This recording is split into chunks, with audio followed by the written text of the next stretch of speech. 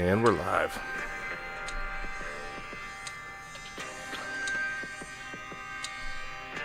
Hoscast.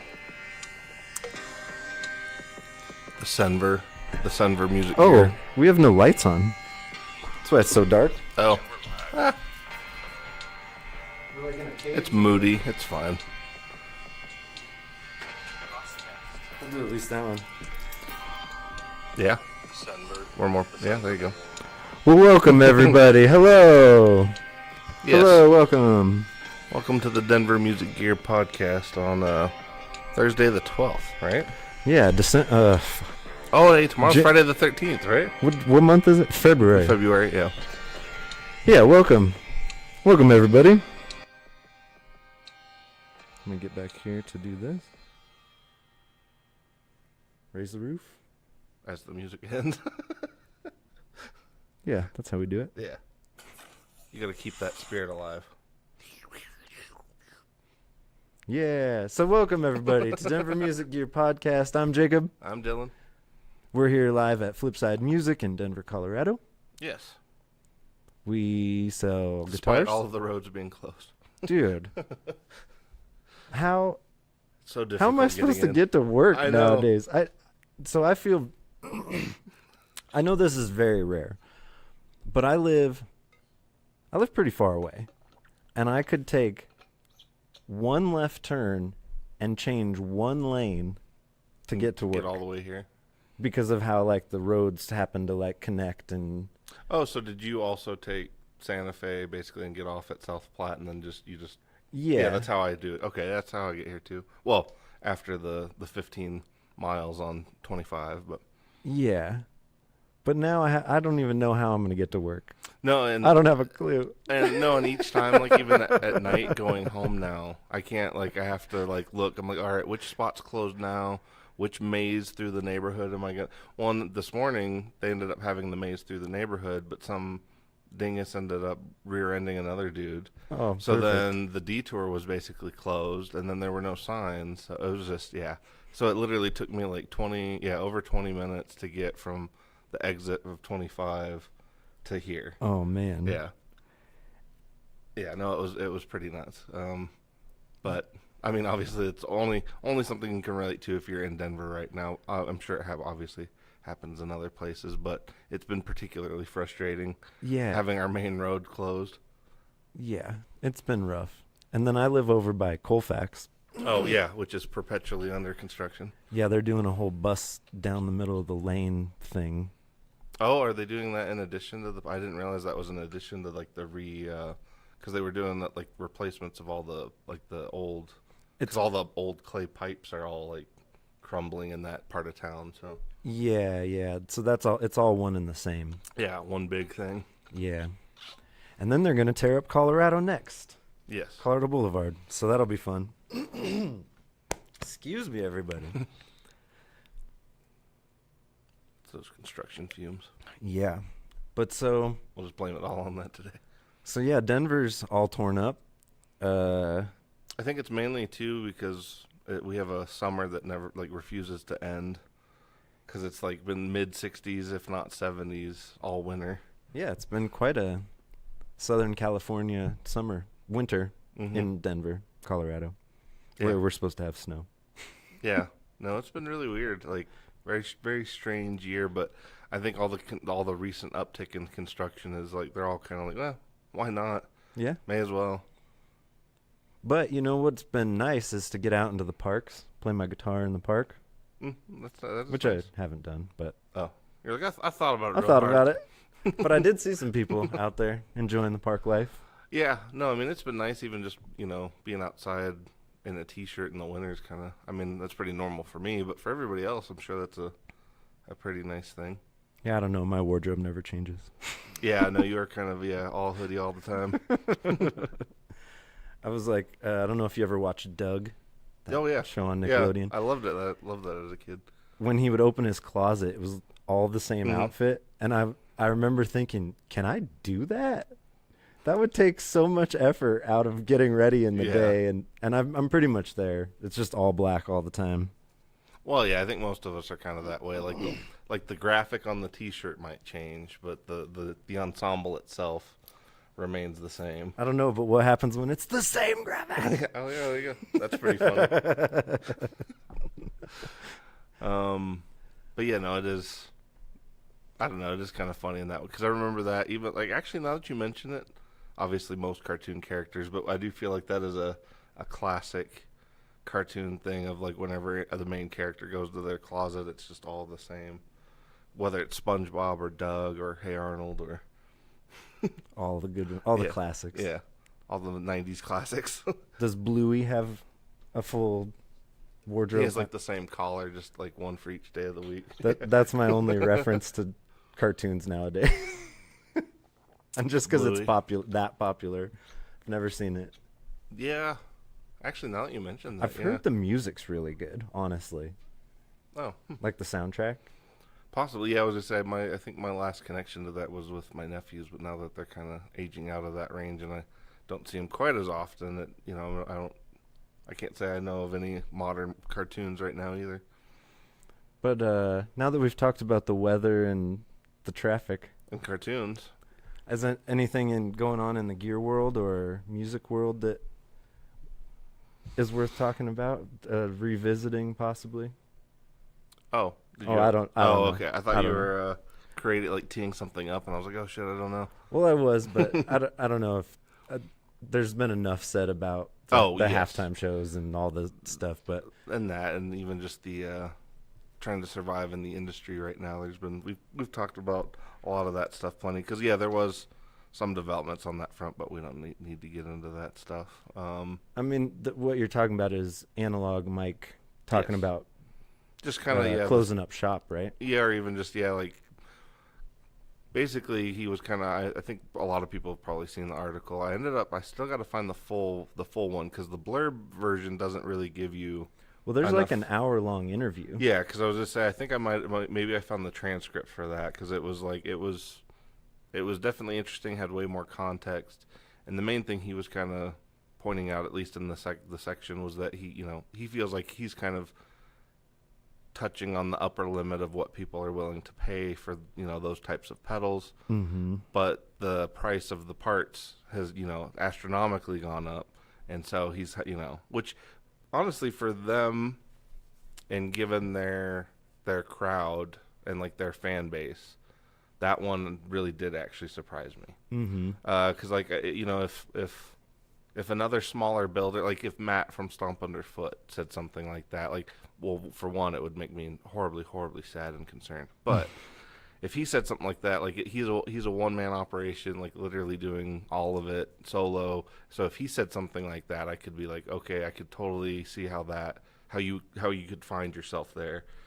With Analog Mike and Analog Man, period, though, like they have such a I don't know, such a supportive kind of fan base that's long term, I mean, they have a years-long waiting list. Yeah, a couple years, I think, maybe and for a few different pedals, not just. I mean, everybody kind of talks about the King of Tone, but they have waiting lists for a few different ones, and so Prince of Tone, yeah, and I Sunface. think some of the distinct sun faces and some of the Boosts. compressors and stuff like the germanium based compressors that they do, but just I don't know. I found that to be pretty interesting, and also him illustrating the reasons were kind of interesting. Of like, he can only increase the price so much based on what people are willing to pay for that stuff to begin with, because he's already kind of in a boutique market, which makes the prices higher.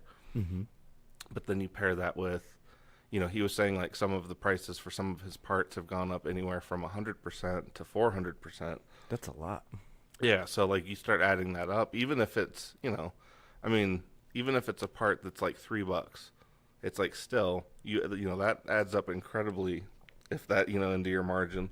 Well, when you have to buy 10,000 of them, Exactly, yeah. that's a lot of money, Yes. and that's a huge difference from yesterday to today. And you can't just expect your customers to go, yeah, sure, why not? Well, and another thing he was kind of talking about, and I figured that it was happening, but it was interesting to actually hear a maker say it, was that they've had to actually stop, like some of their companies that they get things fulfilled with, they've actually had to call them and tell them to like stop, don't send this, Oh. we're waiting until this, whatever tariff situation is active or not active. Let's see what happens tomorrow. Yeah, exactly. And like they've had to do that repeatedly. He said, through 2025, they basically had to repeatedly, have orders, like big orders, basically completely stopped so that they weren't having to pay, excess amounts to get them in. And that was something like I'd thought about of like, that's got to be, because like the thing with making something, it's kind of like what we do. Obviously, we buy things from companies and then we sell them. But for them, they have to speculate on the parts, and then they technically can't do anything and make anything in terms of profits or anything that they need to operate as a company. They can't get any of that back until they actually make the products and then sell them. Right. So it's like they kind of have a twin or a twofold kind of situation going on that's sort of really creating a pinch when like the product itself can't go up too much in price, but the parts are astronomically going up, and you don't always know when, so that volatility is there. So like let's say it's a low spot for the price of something, you probably buy a lot, but then all of a sudden something happens and it goes up. You could inadvertently have be creating a trap for yourself that you have no control over. So I think the chaos of that was just revealing, I guess. Well, and as like, Analog Mike is not no spring chicken. Yes. So if there's going to be a lot of, for lack of a better word, fuckery, may as well hang it up. Well, yeah, and it's spend like some time on a beach and I was just gonna say, like, in if your he's chaise lounge. if he feels like he's kind of pushed the limit on what he can do as is, then yeah, I mean, I guess that might be the thing you have to do. But yeah, that's just, I don't know. Like I said, this last year has been, honestly, even during COVID, it wasn't anything like this. If I'm being 100% honest, it was kind of the opposite because everything was like, yeah, well, after the fact, but even leading into it during like the uncertainty period, that uncertainty period was like, at least for businesses and stuff, it was like 3 or 4 months, maybe 6 months.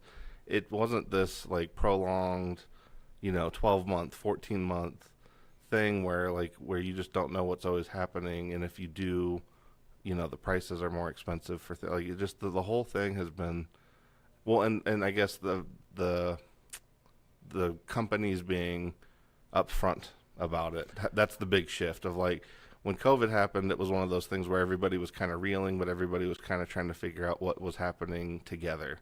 Whereas with this, I think each company's kind of been like going through this, and like they don't want to necessarily, stir any boats, but at the same time, they're kind of like, hey, are you guys dealing with the same thing? And they're like, oh, are you guys also dealing with the same thing? And like it is like everybody kind of coming to terms with like how this stuff works in this current period. So it's just been, I don't know, very interesting, I think. And the interview we're referring to is on a YouTube channel called Products of Music. Oh, there we go. Yeah. And it's about an hour long. Yeah. I'm sure it's I have not watched it, so. Yeah, no, I'll have to give it a full, like I said, I think I might have stumbled upon the transcript of it, because like I said, the little blurb that they wrote about the interview was not enough context. And like I said, there were some other things that he kind of mentioned from the manufacturer's perspective that I've thought about them, but I didn't necessarily think of like the full ramifications of like how some of that's been going this last year. So, and I guess I'd be interested, when we get like Jamie and Julie out here for the Denver Music Gear Expo. Yeah, when we get them out here for that, that's something like too. I guess I would be curious with them of like, have they also had to do that kind of red light, green light thing with their orders for products? Because I'm sure they have, but it's like that's got to be, if something's like $10,000 one day, but then it's like $24,000 the next day, that's like, holy shit! Like I can't even imagine. Yeah, it's unsustainable. Yeah, well, and just the volatility, but the stress of that too is I think that's the part that nobody really. And like if you have orders pending, and that price just doubled, right, and you have to fulfill those orders at the previous price, yeah. That's even tougher. How do you even wrangle that? Well, yeah, I mean that's the thing is like I would imagine they're finding themselves again, like I said, in traps that they would have no way of, like literally it would be the trap would be constructed and sprung suddenly and basically in a day. Mm-hmm. Because it's like no matter how well you manage things, there's no preparing for, a sudden 140% or even a 35% increase in your costs. Like it's just it's not anything when you're doing things on a day by day basis. It's not anything you can really be prepared for. So, Mm-mm. but like I said, so many manufacturers have kind of been revealing I guess the stress of it is the other part. Obviously, everybody's a little stressed with things, but like the stress of doing their job with that part of it constantly kind of being up in the air.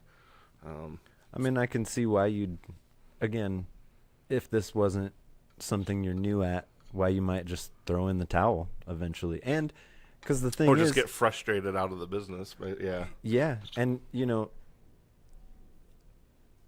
I could maybe even see a couple companies pausing for a moment yeah, and just being like, look, I can go back to coding and make money, so the pedal thing will just a go on hiatus hold kind of for thing. But I don't know what everybody's backgrounds were in. Yeah. Well, no, and that really does just depend on what kind of fallbacks do some of the, well, and again, falling back is a one person running one kind of thing versus like earthquake, or it's like it That's jeopardizes dozens of people. Yeah, I was gonna say, and it jeopardizes the livelihoods of so many people. So it's like that's got to be one. Same thing for analog. Like even if their operation is only like 10 people, it's still one of those things where it's just like the situation Ike would be in with us of like you're always worried about being able to provide for everybody that you have working for you. So like that's just a huge amount of stress that would be hard to stomach in addition to everything that's already hard about this business. So Yeah. anyway, yeah, food for thought. Just on, like I said, and I like to, I guess, hear things from perspectives within the industry that are not necessarily strictly retail. So Yeah, yeah. And it's been interesting following Jamie and Julie, Julie going in front of Congress, and this whole thing has been very interesting. I mean, we're in an experimental time, it seems like. Well, it just like really the history books will look back on this and be like, maybe don't do that, maybe do this, maybe don't do that. Well, and it just really does illustrate like what working within the context of a global economy looks like.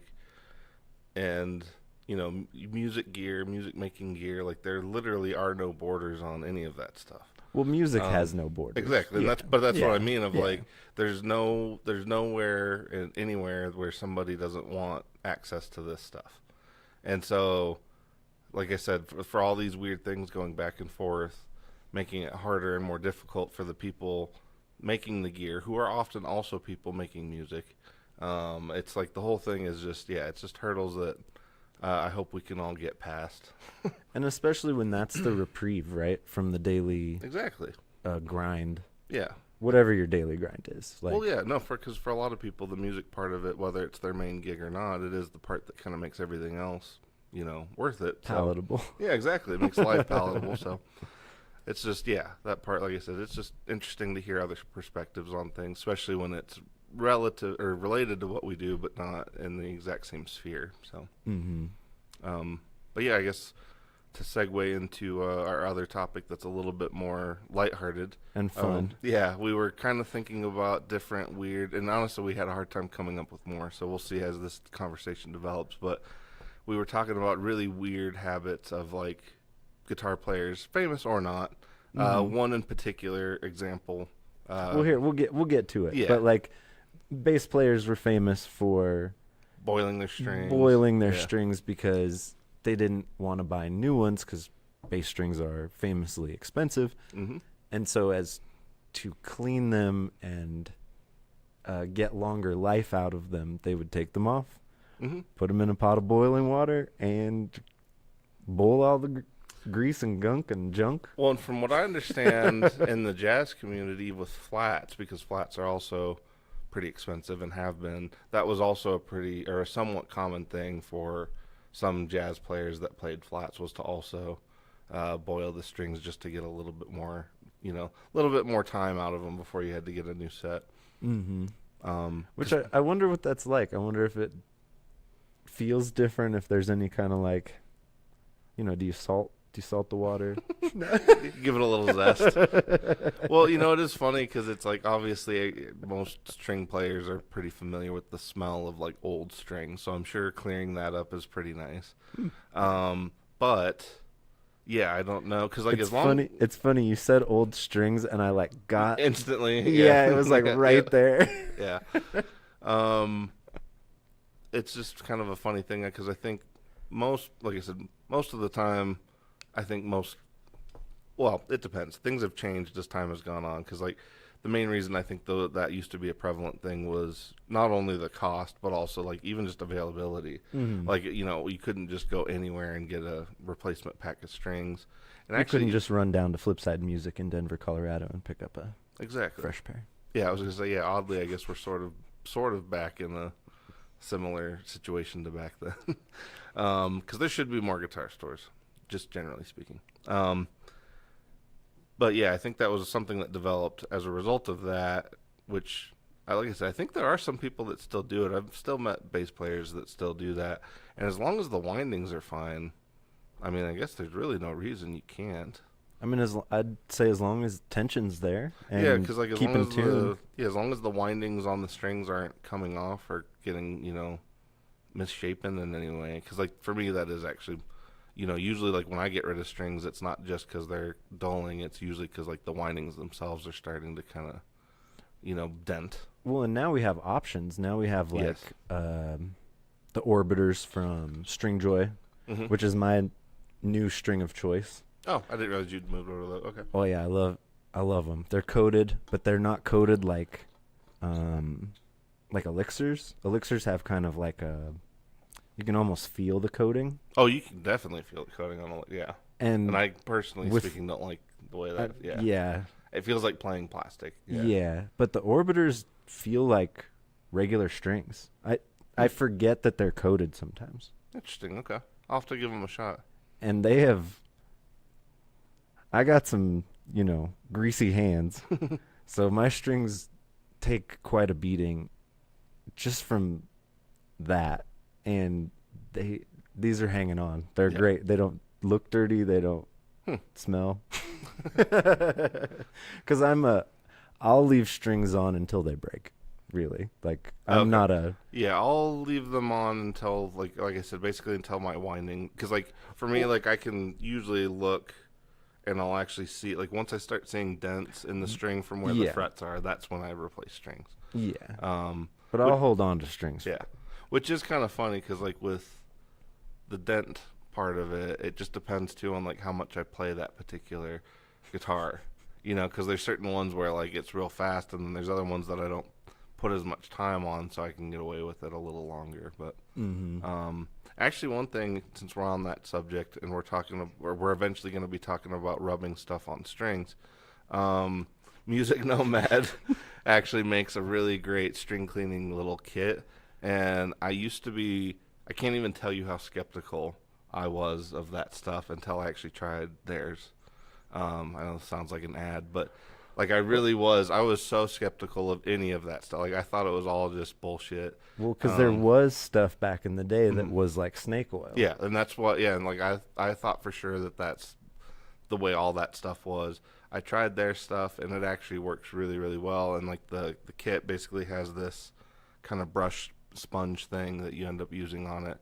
And the main thing is what it really is doing is it's getting all of the corrosive kind of materials off of the strings is really what's happening. It's not like it's, there's no magic kind of transmogrification where the string is just all of a sudden getting improved by some magic elixir you're rubbing on the strings. It's just cleaning all the gunk off. Yeah, it's literally just gets all the gunk off. But what I didn't know is like the gunk is actually ultimately not really what dulls your sound as much, but it actually does dull and kind of diminish the way the strings vibrations with time. Obviously once it gets really gross.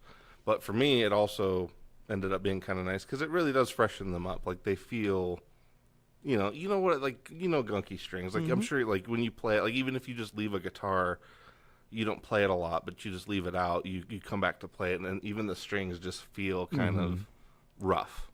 So for me, it's just kind of a nice thing to refresh things. So. Yeah. And you know what's nothing more refreshing than some salami. Yes.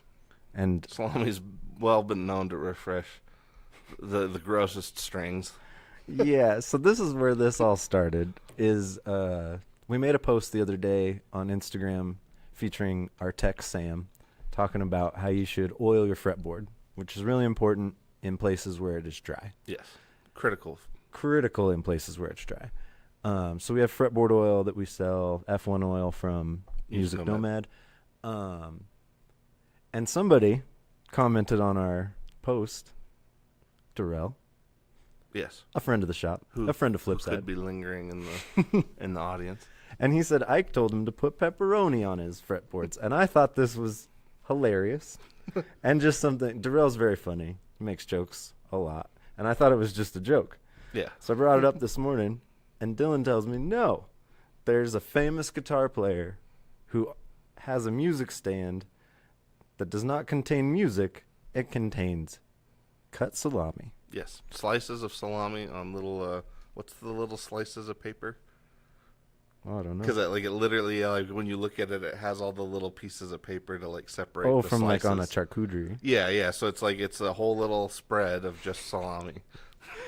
And so apparently when we all thought it was like oiling your fretboard in dry situations. Yeah, I still thought, yeah. Turns out it was in humid situations. His strings would get sticky, and so he would rub cut salami on the strings. And then that thing just plays like quick lightning again.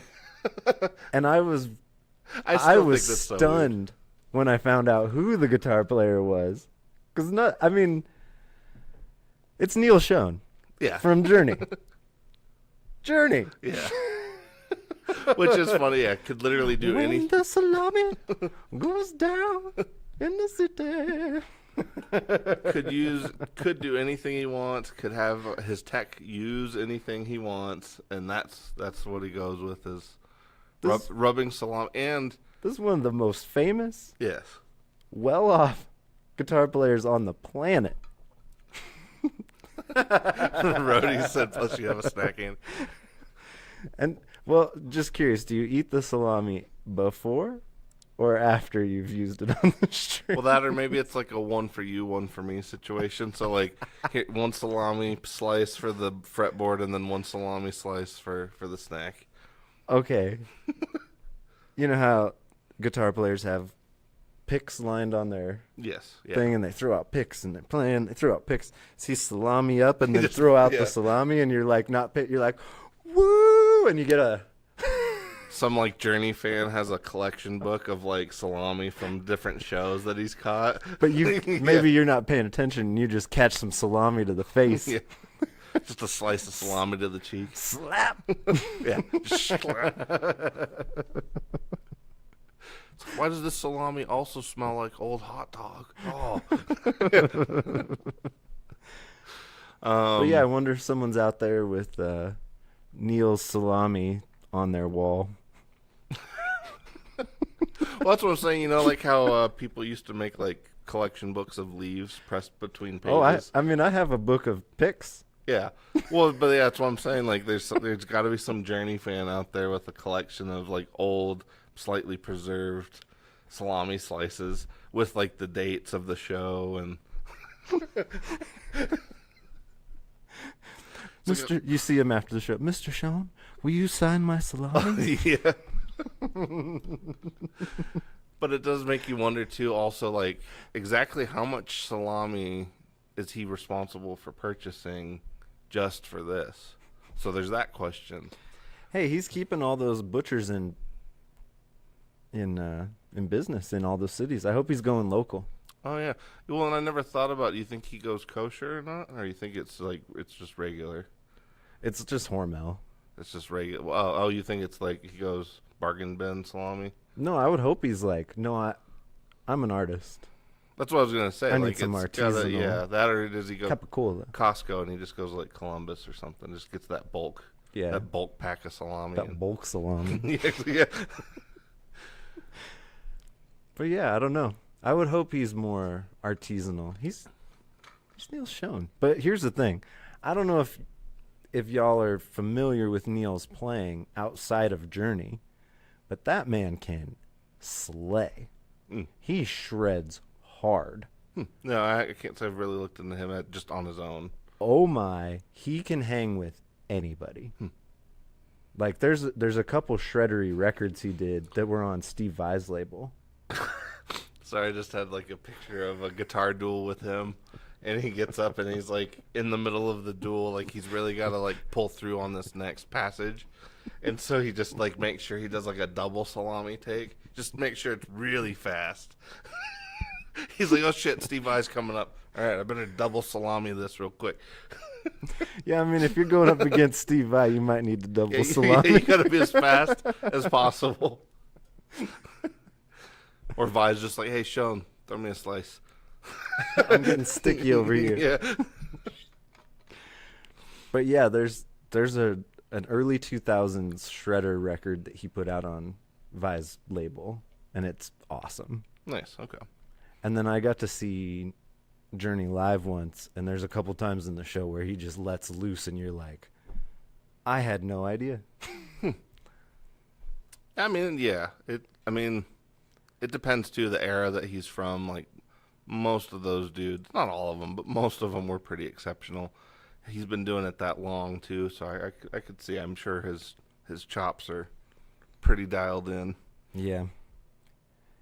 But yeah, we were trying to figure out more weird things that I actually find it slightly funny that you know this much about him, actually, but haven't run across the salami portion of the story. Yeah, I was stunned. Well, to be honest, it is one of those things that, like, it is, no matter who this has come up with in the past, like, most people think, especially because Ike and I have, like, reiterated this a few different times at different points, no matter who we tell, though, they always think that me and him are just, like, riffing. You know, like, we're just making some stuff up and just going with it. Literally, I thought that was like a thing that happened in the shop, and Darrell was here, and then it was just and then it became a thing, and then it's an inside joke, and yeah. No, then it became this whole onion of like layers of peeling back this thing of salami. Yeah. On guitar necks. Well, and I guess, you know, at some point we're gonna just have to try it. Yeah, I mean, I guess I bought my PRS to be a beater guitar. Yeah. I'll salami it up. We'll go full Mythbusters. It's like, hey. I mean, Neil's a PRS player, so he knows what's up. He had a signature. Well, maybe we do a video where we test the validity of pre-salami versus post-salami, and we'll talk about what we notice. Can we also cook some salami on like a heater vent of a tube amp? I'm sure we could try. Yeah, I'm sure we could work that out.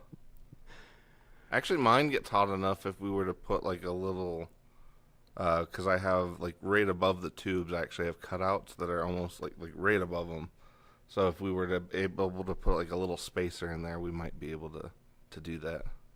Yeah, I wonder. Yeah, because I was trying to think of more of these things that were weird or off. I'm trying to remember if there was ever a grill in the back of a like 412 cab, because like I worked Sticks once, and they had a wall of Marshalls, right? And there's one real cab. Yeah, exactly. Yeah. And then my favorite bit was one of the cabs was a vanity on the backside. You'd pull down the back of the thing. There's a mirror and lights. Makes sense. And they could like do their makeup and make sure they're looking good. Make sure their hair was right. Yep. Yeah. And that was my favorite thing in the back of an amp was a vanity. Because yeah, there's got to be one that's probably carrying some drinks. There's the vanity. There's one that's drugs. Yeah. So Clapton toured in the 70s, I believe, with 412 cabinets, but they were always 212 cabinets. Because the top half was his drug box. Oh, well, that might have been additioned on, because I was just say funny enough, there was a customer of ours that actually used to come in he was actually the main cab manufacturer for Music Man during the Clapton years. And initially, I guess what started it was at one point also somewhat drug related with Clapton. he figured he could save some money if he didn't have roadies. And this is in Cream, so this is before. This is when he was still playing Marshalls. But he figured he could save money if he didn't, save money for drugs, basically. So if he were to get rid of the roadies, and so he ended up pulling 212s out of his Marshalls so that they were lighter and easier, so he could move them basically on his own. But then, the second part And of then that, there's space for your drugs. yeah, because I was just gonna say the other part must have come just a little later, because he confirmed though that like when he had all the Music Man cabs made for that tour, he basically had to go in and pull all of the 212s. So yeah, it was always a pretty funny thing. But I'm trying to think of another. I can't remember. Yep, we've seen beer bottle openers on guitars. Yeah, actually, Texas Toast does that fairly often, or used to do it fairly often. I had a bicycle that the seat had a bottle opener on it. Oh, that's Underneath, pretty It was cool. like hidden. That's kind of cool though. That makes sense though for like that, for if it was an older bike, for like that might have been an era kind of callback. It was a new. Oh it was really? like a new Oh bike. wow. Okay, never mind. Because I was thinking that would have made sense during the day when like sodas and shit were all Nope, bottled. it was for beer. Okay. But yeah, I'm trying to think of any other ones that come to mind. Like I know, Because I don't know why this came to mind, but Rush toured for a while with no like cabinets, but they had things in place of the cabinets.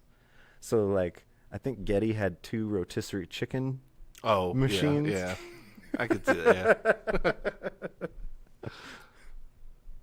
Oh, maybe the chicken skin was for. Dude, chicken Yeah. skin. Yeah. Chicken skin, salami. Some salami wrapped in chicken skin. Yeah, because I wonder too. Like, it's got to be. I wonder if there were multiple staging periods that led up to the salami. Like, did they go right for the salami, or were there other mediums that were chosen first? As like, this one works, but the grease disappears too quick, or this one works, but it leaves too much meat particles on the strings, or like salami has some kind of consistency that. So this brings up the question: where did this come from? Where was he eating? Was he eating some delicious meats? And he was like, I got to play guitar real quick. And he was like, whoa, that's so fast. Yeah, he's like, guys, watch this. I can play like so much faster after I eat the salami. He was like, wait, I can't hold my pick, but this hand's going so fast. That, or like one night there was like some little like charcuterie tray on like the backstage table, and he was running late. So he just like ate a bunch of salami with his left hand. Then he had to go out on stage, but he didn't get to wash his hands, or he didn't have anything to wipe on. And he had like a real nice white suit, so he just couldn't. Yeah, so like his options were limited. So he's like, I'm just gonna wipe this on the fretboard real quick, and but yeah, no, it is a really. We'll have to dig further on like how did that develop, and what's his preferred brand. Yeah, and is it salami, or does Capcola work, or can you use a pepperoni? You're like, does any preserved Italian meat? Or is it the grease in the salami is the grease? That's the good one. Yeah. Yeah, because maybe he needs some of that gyros grease. Maybe that stuff, because that'll really get you going. Oh, you like the juice? You like the juice? We get you more juice. You like the gyro? But yeah, I can't think of any others. Like most of the other like oddball things that kind of come to mind with certain guitar players are all like modifications. Like I can't really think of anything that somebody I can't think of anybody that does anything equally as interesting as wiping salami on their strings. I thought of something. So, do you know John Five's liquid guitar? It's sealed liquid. Yeah. What if it wasn't sealed, but you could refill it, and then you could put a straw in it, and you could be like shredding and be like, I'm a little thirsty. That's his mixer. It's his little cocktail mixers that get in the guitar. Yeah, I mean, you can put water in there. You just whatever. Yeah. Put a little coffee in there. That's probably what I'd put in there. And you're like, ooh, Well, I need a little say, pick-me-up. Kirk Hammett had a famously yellow one. I won't say why it was yellow, but he had a famously yellow one in the 90s.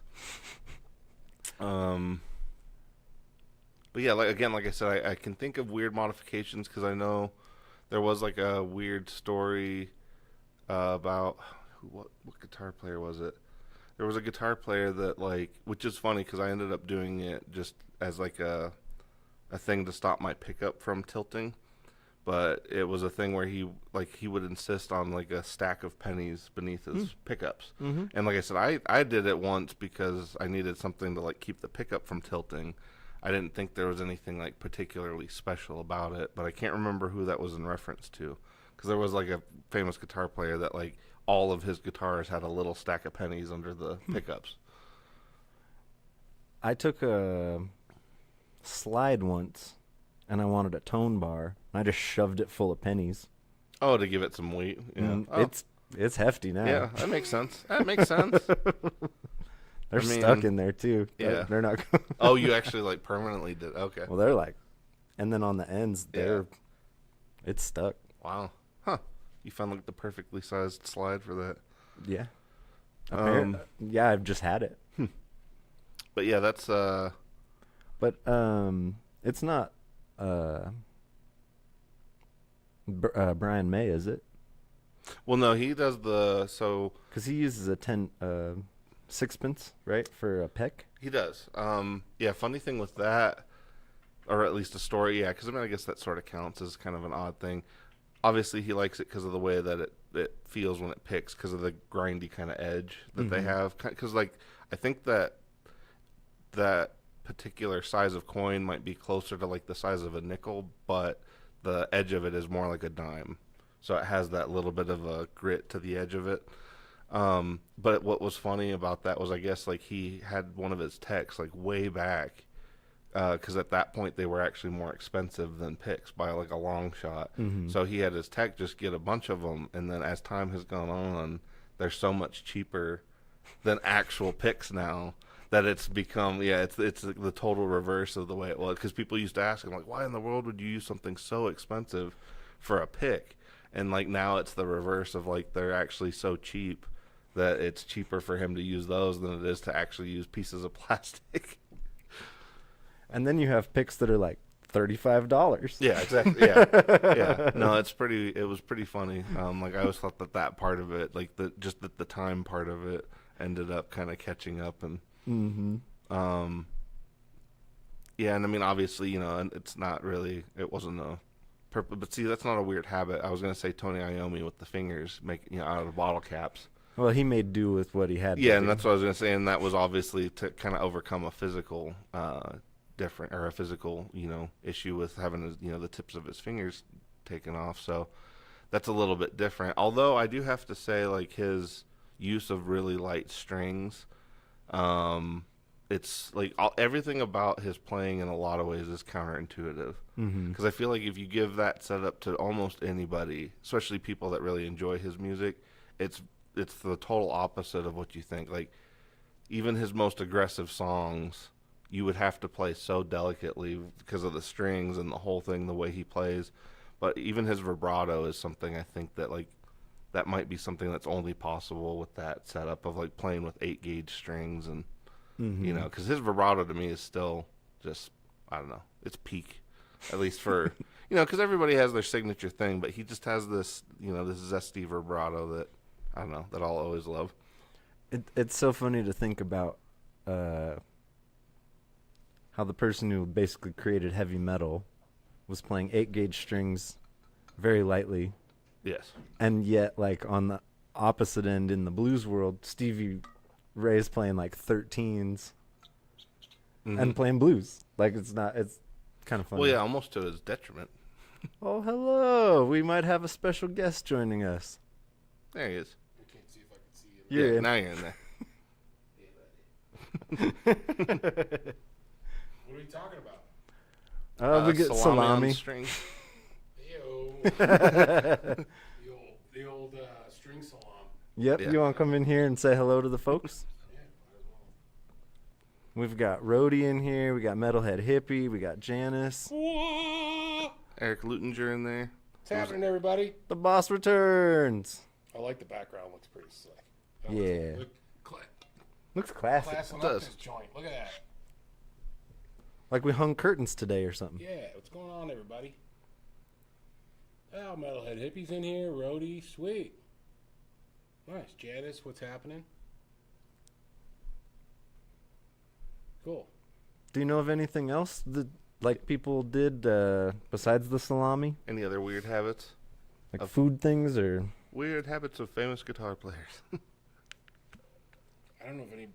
I mean, the salami thing is about as Interesting about as as it weird gets. as you get. I think. Right. You yeah. know? We couldn't find any. We looked on the internet a bunch and I we knew a couldn't. guy once used to put a cannoli in his kick drum. Said he made it sound sweeter.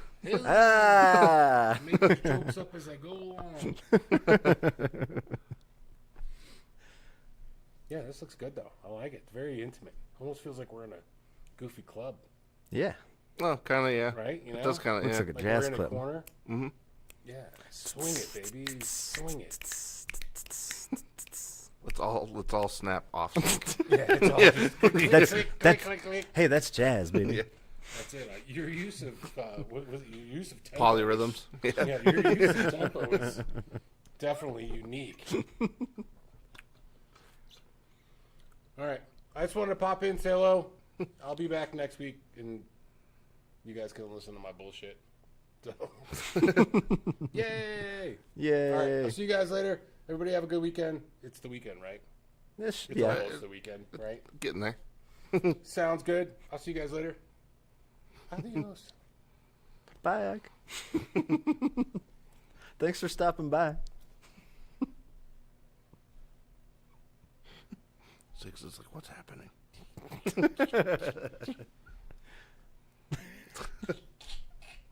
know, Ziggy. He's like, what's going on, man? What's happening? I know you're a handsome devil. What do you think? How else could we class this up? You asking the audience? Yeah. Yeah. Champagne? Champagne. Oh, Cocaine? yeah. We just talked about that with Can't say that. Eric Can't say Clapton. that. That'll get you, We did. that'll get you kicked out. Oh, we're still here. I made a comment on Facebook. In a soup group, and I got fucking. Oh. In a soup group. Yeah, good. Okay. Quick story. Quick story. I got kicked out of a soup group. Where are you?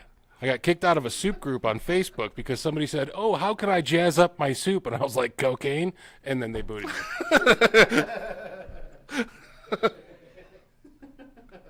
Apparently, that wasn't the right answer. Would have jazzed somebody up. Seems like YouTube don't care. Yeah, they just have weird things on certain words now, I guess. But We're not advocating the use of cocaine. We're just telling stories from the 70s, yeah, what inclination you take from that's your own. which, as I understand it, that's all the 70s and 80s was cocaine. That seems to be the overarching theme that a lot of people from that period will leave you with. Cigarettes? Yeah, cigarettes and cocaine and beer and driving around without seatbelts.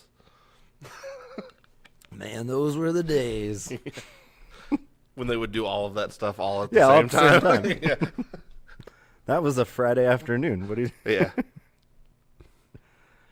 But yeah, the only other thing that I could think of in that vein of stuff was like the Van Halen Green M&Ms story Mm-hmm. With the writer, yeah. of them like wanting those taken out of their thing. But everyone always thought that was them being divas. But they weren't. They were looking out for themselves. Yeah, it's making sure somebody else is paying attention. They didn't want to die. Yeah. Because their theory was, if you weren't reading this one very innocuous request in your writer, what other things are you ignoring? Yes. And yeah. how much of it are you ignoring? Specifically when it came to power and not getting shocked when you grabbed the microphone, things like that. Yeah. Well, that, and I think part of it, if I remember right, somebody can correct me if I'm wrong, but I believe there was a story too about a place or a venue they tried to play that the stage actually had a physical like weight limit to it, and that was not necessarily disclosed. And so part of it also ended up being like it was kind of a checklist for like all the things you just mentioned, but even the staging, and it was kind of one of those things where they wanted to make sure all the I's were being dotted and all the T's were being crossed, because yeah, because especially back then, There was no regulation. Well, no, and I imagine most of the Not crews yet. working the venues were just whatever dudes that the venue owner happened to be able to hire that week. So it was probably not any consistency to it, and so I can imagine it was probably a pretty necessary and pretty smart thing. Like, yeah, like you said, it makes them, or people portray them as being divas because of it, but when you actually know why they did it, it makes a lot more sense. Yeah, because that industry is like highly regulated now, and there's checks and balances, and I mean, it's a very safe environment. I worked in it for 20 years in big arena production kind of things, and just in that time, everything changed.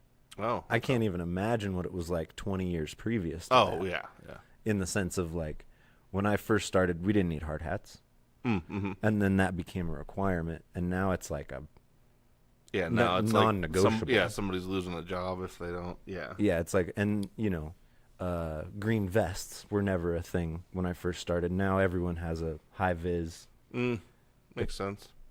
which I don't know if anybody's watching the Olympics, but there's these on the ice dancing and figure skating.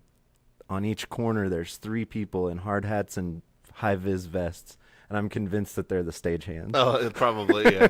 Because in Europe, they've had better regulations Oh, okay. for that kind of stuff for a lot longer. But they all remind me of the Cirque du Soleil people I used to work with. Oh, okay. They all look exactly like that. Yeah, that's funny. Safety hands. Yeah. But Eric said in there, Hendrix used to put some stuff in his headband, so when he sweated, he would feel something. Some transdermal science going on. Yeah, I'd heard that as well. And so he'd be tripping by the end of the thing and fully immersed in his performances. I guess I didn't know you could absorb coke. Well, I guess that makes sense. Oh, it wasn't that. It was acid. Oh, okay, because I was going to say, he said powder in the thing. So, okay, that makes more sense. Because, like, acid, they could transdermally, that makes sense. Yeah, I heard it was like tabs of acid, but That, that makes sense. I mean, who knows, too, though. I'm sure you could just I soak was the just going to say, band. he was just also just having a lot of it, so, I mean, yeah. And hey, thanks, Eric. yeah. But yes, Yeah, Jacob been is, in the Jacob industry does have for a, 24 years. well, I was going to say, you do have a young quality to you that's, it's hard to pinpoint. Because, like, I think a lot of, like, even when we're dealing with customers up front, like, customers, I think, often treat you as being much younger than me, which is pretty, which I'm sure is flattering for you. Yeah, I'm all right with that. Yeah. But I just find it funny because, like, it happens often. Oh, there's Darrell. Darrell, you were the So, whole... Darrell, yeah, the inspiration for the whole episode just showed up. Yeah. Yeah, Darrell, this is your fault for talking about pepperoni on necks. Yes. So, yeah, we told the salami story. Now it's your job, distinctly your job, to follow it up with something equally as entertaining because we've spent almost, I'm not going to say an hour, we've spent about 40 minutes on the on a post-salami conversation. And we don't have anything that is remotely equal to rubbing salami on guitar necks. Nothing even comes close, no. I did like somebody in the comments said Malcolm Young had an empty pickup cavity that had cigarettes and matches in it, Oh, yeah. which is you know, awesome. Totally awesome. I mean, Yeah. I don't smoke cigarettes, but if you do, that's a pretty cool... that is about the coolest way to do it. Yeah, I mean, 'Cause, obviously yeah. putting the cigarette in the string slot up on, on, Yeah, Van Halen, yeah, Clapton. yeah, Actually, even I think Jimmy that, Page. well, I was just gonna say, I think most of those dudes actually pulled that from the old blues guys, because like if you watch old footage of John Lee Hooker, I mean, he literally did that all the time, and I mean that was in like the 50s. So That's one of my favorite relic things. Is the the cigarette marks. burn Yeah, on the headstock. yeah. But I was gonna say I would almost bet money that those dudes pulled that from the old blues guys, Probably. because even too, there's pictures of Howlin' Wolf with one of his Epiphones where he's got cigarettes tucked up there too. So I'm sure that's a throwback. But yeah, I can't think of... Man, I'm just trying... Like, all those things of... Oh, I know one. There was a drummer for a country band who had a second snare that was a vaporizer. Oh, okay, there you go. And during the show, his tech would fill it, and he could lean over and And just, yeah. take a drag and get back to drumming. but it was an actual Just a snare volcano drum. bag stuffed into a snare drum. Yeah. I was pretty impressed by that. That is pretty good. That's funny. So yeah, that's pretty good. A marijuana device built into a Well, and yeah, there's a snare few, drum. because Dunable, I think, even made a guitar that had basically had a bong built into it. But yeah, like I said, I still can't think. I mean, as we're going with this, I still cannot think of anything remotely close to the Salami. It's like that one is kind of singular in terms of how odd it is. Yes, which it gave us a wonderful topic for discussion today Mm-hmm. with some wonderful jokes. Yes. Oh man, the jokes. Well, yeah, because it's hard to kind of get through a conversation about rubbing salami on guitar necks that doesn't end up in some funny places. Meat, grease, Yeah. rubbing. But yeah, I mean, I think we're kind of wrapping up on our hour. But yeah, if anybody else has anything else they want to throw in the chat, obviously feel free. But yeah, I think that's, like I said, I think that's pretty much it. I don't know if we're going to be able to top that, but we'll tell you as soon as we do. I'll do some housekeeping. This episode's been brought to you by Hormel. Or Wild Boar Farms, whatever they're called. Oh yeah, maybe that's how it started. Maybe he got a gift basket and he had like too much salami, He was just like, and he's like, I so got to do good." something with this. Yeah, I don't know. It's interesting to speculate. Again, like I said, it's got to be the consistency too, because maybe like salami grease, maybe it penetrates the skin in a way that's just a little bit better, so it's not it's not quite slip and slide, but it is it's like a quickened response. Mm-hmm. And again, weird that it was in overly humid situations and not overly dry situations. Yeah, because when you clarified that part of it, I was like, that's the total opposite. That could also be the internet could lie to us. I don't know. could. I don't know if you knew this, but Well, maybe it's both. the internet Yeah. isn't always right. Yes.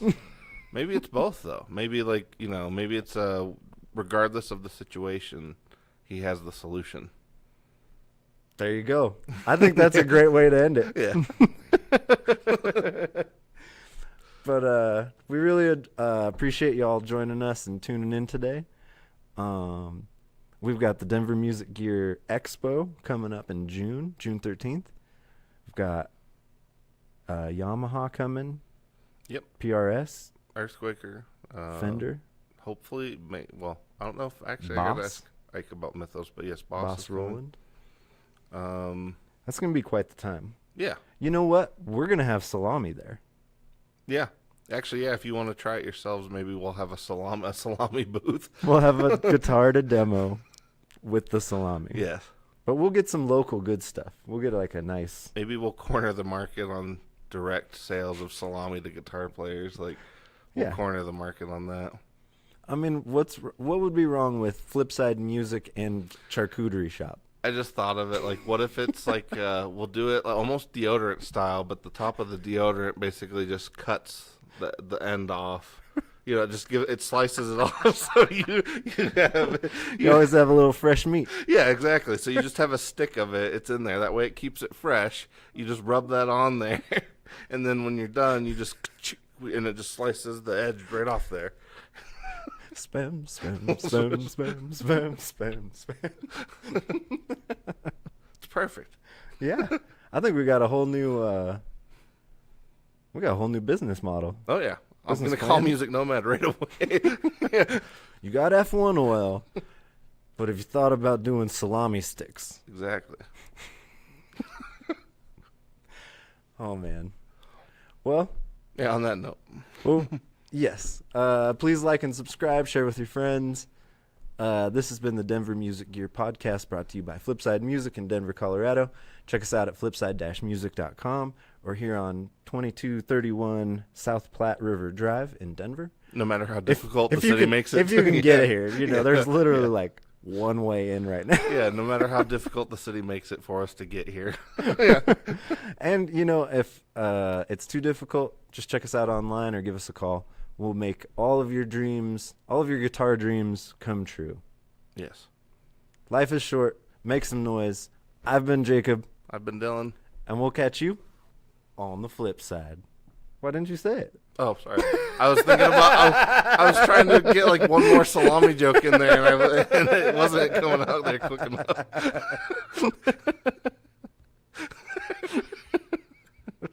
Are we doing music now? Yep, Okay. music and Oh, we're gonna raise the roof in opposite now.